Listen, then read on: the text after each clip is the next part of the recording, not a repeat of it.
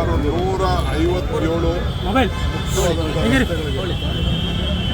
ಯಾವ ಕಾರಣಕ್ಕೂ ಮುಂದಕ್ಕೆ ಮೇನ್ ರೋಡ್ಗಳಲ್ಲಿ ಗುಂಡಿಗಳು ಬೀಳಬಾರ್ದು. ಸುಮಾರು ಒಂದು ಸತಿ ವೈಟ್ ಟ್ಯಾಪಿಂಗ್ ಮಾಡಿದ್ರೆ ಒಂದು 25 ವರ್ಷ ಏನೋ ತೊಂದರೆ ಆಗೋ ದೃಷ್ಟಿ ಇಲ್ಲ ಅಂತೇಳಿ ತೊಂದರೆ ಆಗೋದಿಲ್ಲ ಅನ್ನೋದ್ರಿಂದ 1800 ಕೋಟಿ ರೂಪಾಯಿ ವೆಚ್ಚದ ರಸ್ತೆಗಳನ್ನು ಕಾಮಗಾರಿಗಳನ್ನು ನಾವು ತೆಗೆದುಕೊಂಡಿದ್ದೇವೆ.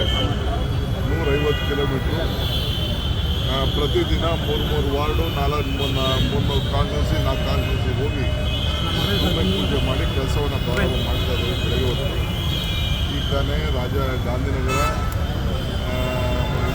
ಮಲ್ಲೇಶ್ವರ ಮತ್ತು ನಮ್ಮ ಮಹಾಲಕ್ಷ್ಮಿ ಲೇಔಟ್ಗೆ ಬಂದಿದ್ದೇನೆ. ಈಗ ಚಾಮರಾಜಪೇಟೆಗೆ ಹೋಗ್ತಾ ಇದ್ದೇನೆ. ಸೊ ಕೆಲಸ ಪ್ರಾರಂಭ ಆಗ್ತದೆ. ಒಳ್ಳೆ ಹೈ ಕ್ವಾಲಿಟಿ ರೋಡ್ ಮಾಡಲಿಕ್ಕೆ ನಾವು ಕ್ರಮವನ್ನು ಕೈಗೊಂಡಿದ್ದೇವೆ. ಸೊ ಬೆಂಗಳೂರಿಗೆ ಸ್ವಲ್ಪ ಗುಂಡಿಗಳನ್ನು ಅವಾಯ್ಡ್ ಮಾಡಬೇಕು ಅನ್ನೋ ದೃಷ್ಟಿಯಿಂದ ಈ ಕಾಂಕ್ರೀಟ್ ರಸ್ತೆಗಳನ್ನು ನಾವು ಮಾಡ್ತಾಯಿದ್ದೇವೆ.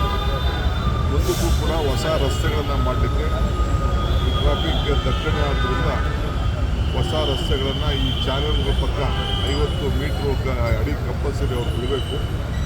ಆ ಒಂದು 200 ಕಿಲೋಮೀಟ್ರ್ ರೋಡ್ಗಳನ್ನು ಕೂಡ ನಾವು ಐಡೆಂಟಿಫೈ ಮಾಡಿದ್ದೀವಿ.